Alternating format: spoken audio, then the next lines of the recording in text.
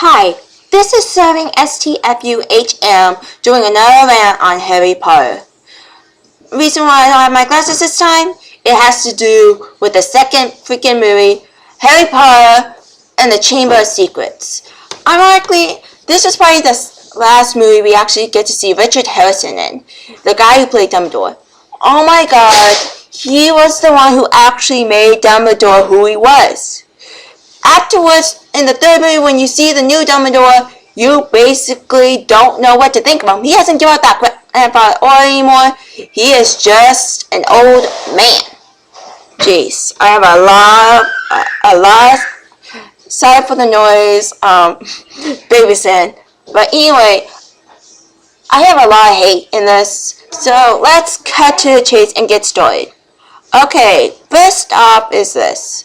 Why is Harry back in the freaking Dursleys, even though they're treating him terribly, even though they know, when they don't even know that Harry can do magic. And still, they still contradict and they still basically cause him harm.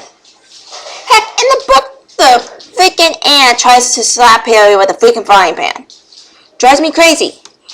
And what's with the house elf? Dobby. I know he plays a big character and later on, but okay, if Harry is protected somewhat from his enemies, how is the house elf getting in there?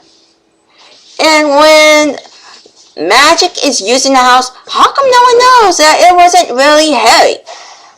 Heck, well, they know some drunken wizard probably been walking across the street, decided, hey, I'm gonna make it snow. I like a ruby. Boom, we got freaking snow.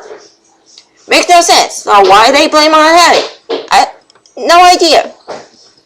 Okay, and then it takes a couple of days for Ron, Fred, and George to save Harry from his relatives. It drives me too much. At the same time, when Harry is staying with Ron's family, the Weasleys, how come no one can sense that he's been neglected or abused? I mean, like, oh my gosh, if a kid comes into my house and I notice that I can start to see his ribs, wouldn't that ring a bell? Yes, it would have. You know, the kid wouldn't tell me, I would have basically notified Child Protective Services or so on. But anyway, Mrs. Weasley treats Harry like a second son. At the same time, she is belittling all her other kids. Why can't you be more like Percy? Hello, newsflash, even though you have 8 other kids, you don't need to treat them like they're the same. Okay, the twins, I can understand, but seriously? And what's up with Gilbert Lockhart? How come we didn't hear anything about him in the past? All we hear is about him now, and he's saying, oh, I'm the new teacher. Like, okay, how are they checking teachers nowadays? Excuse me, can I see your qualifications? Yes, you can see I've won a dozen rewards. Do you have any teaching qualifications? None whatsoever, but you can read these books that I have written by myself. Huh. Really? Let me see them. Yeah, it proves it says you have basically led a vampire into a telephone booth with nothing but a tea strainer. You get the job. Yay! Seriously, how are they doing this? Are they not checking qualifications for teaching anymore? I know the listening was slow, but at least do background checks. And then, biggest issue since the first movie, how come there are no wizarding guards at the train station with the platforms when basically Ron and Harry are left behind? I understand Harry was the voice of reason because he just said maybe we should stay by the car. Why did Ron instantly say, come on, let's just take the freaking car and drive all the way to Hogwarts? It drove me crazy. I mean, no offense. I would understand if the school was about 20 miles away, but the school is like, what, over 1,000, 2,000 miles away from the train station? And all I took was a freaking train ride, and they get there from like 11 o'clock to 8 over there? What the heck? And how come there's no teachers? Like, Professor Snipe was the only one who singled them out.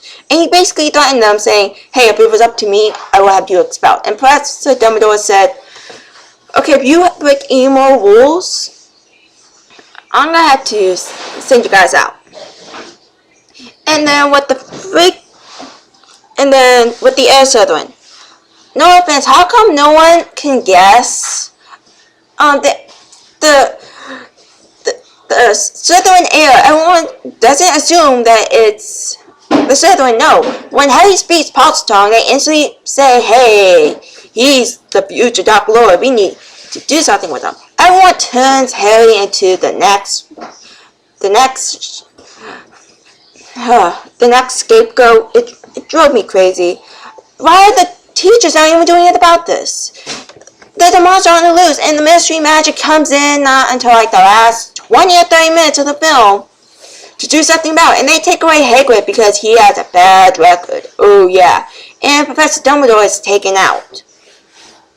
And no one can basically tell what's going on.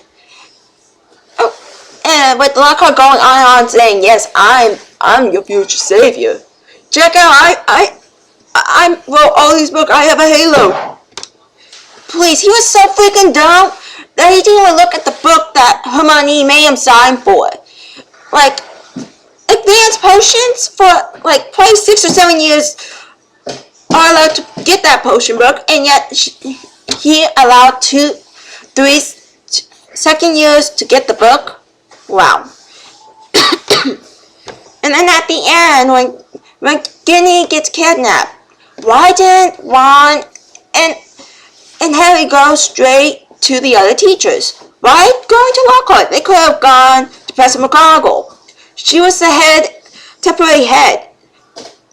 Okay, maybe not Snape because heck, he's a total jerk to them. But seriously, why keep doing this? And then when Harry's faced up alone with the Air Slytherin, how come the Aurors don't show up to the school? Heck, when there's a bomb threat happening nowadays, they send out the police. They send out the bomb squad checking to see if there was an actual threat. But no, they don't send anyone.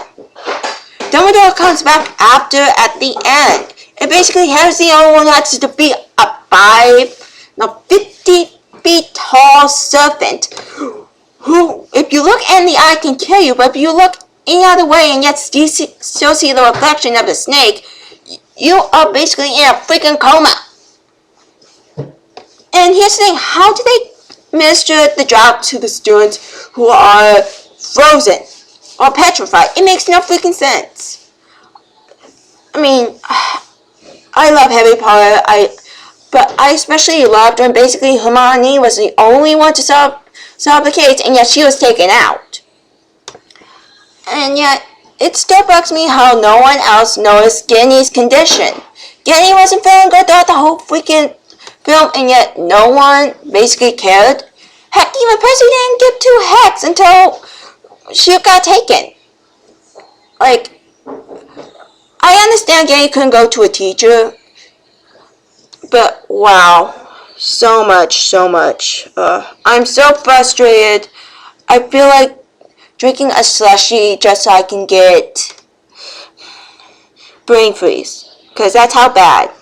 I love Harry Potter. I love the action. In fact, when they did the mechanics for the giant spiders were interesting. I didn't know they actually had to make actual scalings. Nowadays, when you put in an animation, they usually do it on the computer, but no, the spiders were freaking real. Even the basilisk was real. Up to the point when the snake was moving and so on, but it was huge. I basically love the person who they picked to be Tom Riddle. I'm like, wow.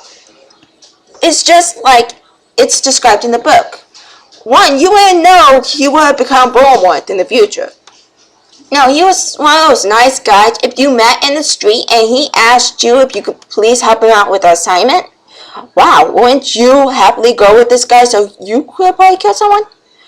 In proper retrospect, not, but come on, handsome guy. What are you gonna do? Huh? Nothing. But anyway, even though the movie is good, there's a lot of action to it, a lot of mystery. Heck, it makes NCIS look somewhat dumb, but it's still good. unless you can skip all the stupid scenes with Lockhart, it's still a good movie. This is Serving HTFU signing off, and next time I'm hoping maybe to do a review on my least favorite movie but favorite book, Prisoner of Azkaban. Signing up saying, shut the F up and enjoy your Happy Meal. Good day.